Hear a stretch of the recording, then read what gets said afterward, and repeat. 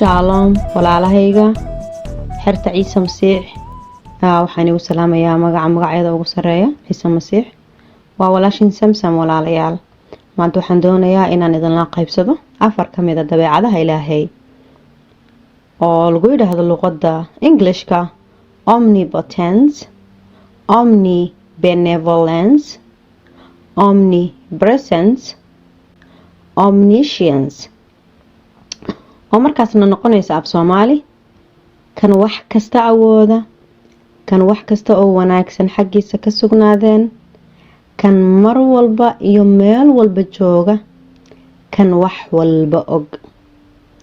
walaalayaal hadina Masiixiin waxayna aaminsanahay in Ilaahay adduunka abuuray iyo wax kasta oo ku dhex nool waxayna ka dhaxelnaa macluumaadkaas kitaabka quduuska ah. axdigii hore buugga koowaad ee la yiraahdo bilowgii cutubkiisa koowaad wuxuu leeyahay bilowgii Ilaahay wuxuu abuuray cirka iyo dhulka ayuu leeyahay.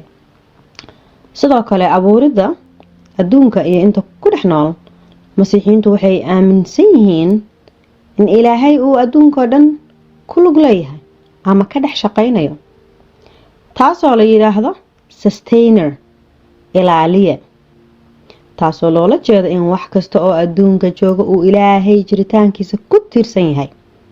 Omnipotence oo ah kan wax kasta awooda, dabeecadda ah kan wax kasta awooda waxaa loola jeedaa in Ilaahay awoodiisu wax kasta ka weyn tahay.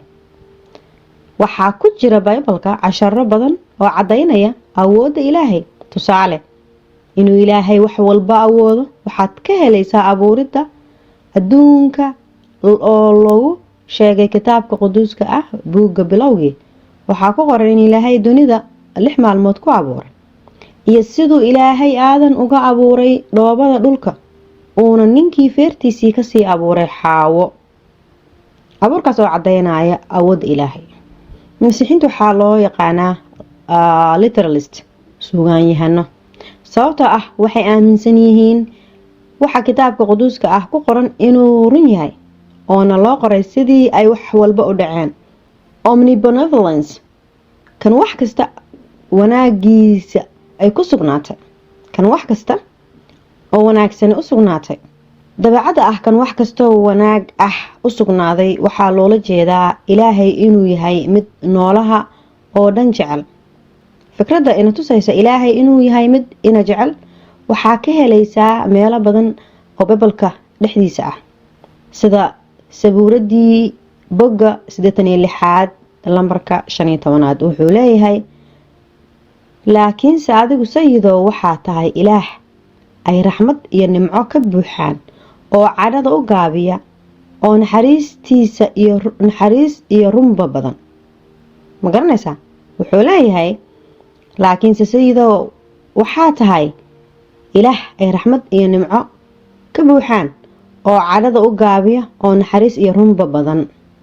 sidoo kale Yooxana bogga 3 lambarka 16 waxaa ku qoran Ilaah intuu dunida jacayl u qabay ayay wiilkiisii kaliya oo dhashay in mid kastoo isaga rumaystaa uusan lumin laakiinse uu lahaado nolosha weligeed ah. Masiixiintu waxay aaminsan yihiin Ilaahay inuu aadanaha aad u jecel yahay, sidaas daraadeed uu u doortay inuu Ciise Masiix u soo diro adduunka si dadkoo dhami u badbaado una helaan nolosha weligeed ah. oo markaas loola jeedo Ilaahay ayaad la jiraysaa weligaa. intaad nooshahayna ruuxda Ilaahay ayaa kula joogaysa, markaad dhimatana ruuxdaada Ilaahay u tagaysa oo la joogaysa weligeed iyo weligeed. Omniscience oo laga wado kan wax walba og, kan wax walba og. dabeecadda ah kan wax walba og waxaa loola jeedaa in Ilaahay wax walba og yahay. fikradaas Ilaahay wax walba og yahayna Bible-ka lagu sheegay.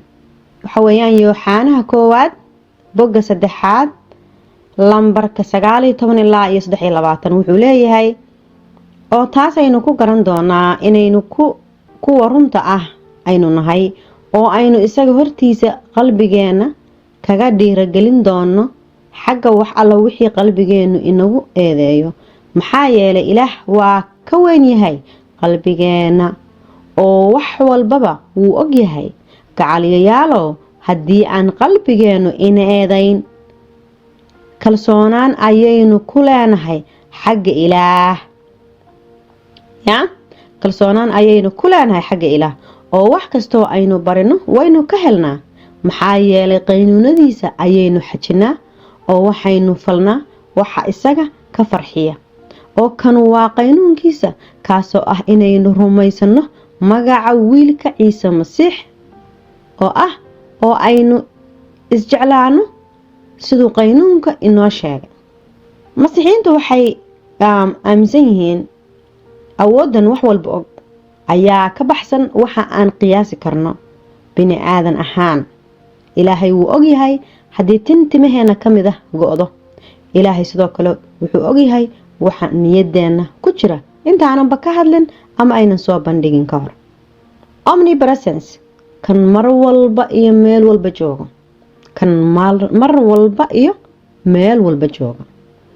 dabeecadda ah kan meel walba jooga waxaa loola jeedaa aaminaada ah in ilaahay meel walba joogo. masiixiyiintu waxay aaminsan yihiin in mar walba iyo meel walba ilaahay joogo. dabeecadda ah ilaahay meel walbuu joogaa waxaa lagu sheegay kitaabka quduuska ah, zabuurka bogga 33 lambarka 13 ilaa 14 wuxuu leeyahay: rabbigu samaduu wax ka soo fiiriyaa oo wuxuu arkaa bini aadamiga oo dhan, oo meesha isaga rugta u ah ayuu wuxuu ka soo fiiriyaa kuwa dhulka degan oo dhan, ayuu leeyahay. haleluya. dabeecadda ah omnibenevolent, kan wax kasta ka dhan iyo omnipotent, kan wax walba leh, wax walba kan iska leh. ilaahay marar badan wuxuu dadka ku sababaa inay ku kacaan dhibaatada sharka leh ee dunida. way ku adag tahay dadku inay aqbalaan in ilaahaygaas jacaylkaas iyo awoodiisu badan tahay inuu u ogolaado in abuurkiisu dhibaatoodaan. balse markaynu dambiyadeena caadaysano oo aynu ka soo noqon weyno oon ilaahay jacaylkiisa aan ilowno, inaan jidka wanaagsanee ilaahay aan ku noolaano, ilaahayna farahuu inaga qaadaya. markaasaan dembigaas ku dhex noolaanaynaa oo xumaan badan baan samaynaynaa iyo xadgudubyo badan iyo dhibaatooyin badan oo aan u geysano nafteena iyo nafaha kaleba adduunkoo dhan. waxbaan dilaynaa, waxbaan xadaynaa, waxbaan dhacaynaa, waxbaan kufsanaynaa, waxbaan gubaynaa, waxbaan qarxinaynaa, marka waxbaan isdaba marinaynaa. marka ilaahay wax walba inoo sheegay, waynala hadlay. haddaynu maqli weyno waynaga sii jeesanayaa. taas micnaheedu waxay tahay markuu ilaahay kaa sii jeesto wuu kaa fogaaday. waay dembi baa ku nooshahay. markaad dembi ku nooshahayna ilaahay uma dhawaan kartid. ilaahay wuxuu doonayaa qof nadiif ah oon dembi lahayn. saasaa ilaahay ugu dhawaan kartaa. aslonga aad ilaahay ka fog tahay miyans dembi baa ku dhex nooshahay. marka ilaahay hadduu kaasii jeesto waad kala fogatanaya adiga ilaahay. marka waxaa loo baahan yahay inaan aadana ahaan, creationkii ilaahay ahaan ama abuurkii ilaahay ahaan, inaan dembiyadeena kasoo laabano, ilaahay usoo laabano, ka toobad keeno, ciise masiix aqbalno inuu yahay xiriirkii ilaahay iyo inaga inoo dhexeeyay, isku kan xirayay. aanan kasoo noqono xumaanteenii oo aynu ka toobad keeno, oona markaasna saas aan ku helno ilaahay dhawaanshihiisa, xiriirkiisa khaaska ah, ruuxiisa quduuska ah oo dabcan inala joogayo, inaga caawinayo wax kasta. oo kuwa nadiifta ah ruuxa quduuska la joogo, waayo ruuxa quduuska waa ruuxda ilaahay. ruuxda ilaahayna meel wasakh ma joogto. haddii adigu aad tahay qof wasakh oo dembi ku dhex nool oo daahir aanan ahayn, xagee daahir maxaa laga wadaa? daahir waxaa laga wadaa qof markuu dembi ku dhex nool yahay daahir ma ahan, qalbigiisu daahir ma ahan, spiritkiisu daahir ma ahan. ruuxda ilaahayna waa daahir, kulamana joogi karto. laakiin haddaad qof ereyga ilaah ku nool tahay, qof ereyga ilaah ku dhex jira aad tahay, oo maxaa la yiraahdaa isticmaalaya aad tahay habeen iyo maalin, markaas adiguna waxaa noqonaysaa qof nadiif oo xagga ruuxda ka miskiin ah, oo xagga qalbiga ka nadiif ah baa noqonaysaa. ruuxda ilaahayna way kula joogaysaa, wayna ku caawinaysaa, weligeed iyo weligeed maalinkaa dhimatidna adigoo qof quduus ahaa oo ruuxda ilaahay kula noolaan jirta kula joogi jirtay baad ilaahagii ku abuuray oo ku faraxsan u tagaysaa oo la joogaysaa noloshaada oo la joogaysaa ruuxdaada la joogaysaa ilaahay ilaa inta ciise masiix ka soo noqonayo oo dadku soo wada baxayaan mar labaad la dib la isku jaaj gareenayo markaasna ciise masiix oo ku yaqaanaad u tagaysaa oo og inaad ahayd mid ereyga ilaah isticmaala mid ku nool mid nadiif ahaa mid sharti ka carari jiray dhibka ka carari jiray ilaahay xaggiisa u carari jiray adigoo ahaa kaasna markaas ciise masiix wuu soo dhaweynayaa oo boqortooyada jannada ayuu aada ugu soo dhaweynayaa marka walaalayaal aynu toobad keenno walaalayaal aynu ilaahay helno oon ilaahay raadino oon ciise masiix aqbalno oonu dembiyada kasoo baxno oon maxaa la yidhaahdaa ilaahyada aanan xaq ahayn kasoo tagno ilaahayna mar walba iyo meel walbuu joogaa sidaas daraadeed uma baahnidin inaad jiha gooni u jeesatiin oo ilaahay jiha kaliya idinkama jiro ilaahay jiha kastuu idinka jiraa markaad tukanaysiin ilaahay wuxuuna leeyahay ruux iyo run igu caabuda meel walbaan joogaa mar walbaan joogaa waqti gooniya malihi anytime baan diyaar idiin ahay mar walba isoo eega waqti walba meel walba u jeestuu leeyahay haddaad fadhido haddaad jiifto haddaad socoto haddaad shaqaynayso wuxuu leeyahay ilaahay anytime waad idi caabudi kartaa waad i baryi kartaa maxaa la yidhaahdaa waad i ammaani kartaa waan dhagaystaa mar walbuu leeyahay dhagahaygu way idin dhow yihiin buu leeyahay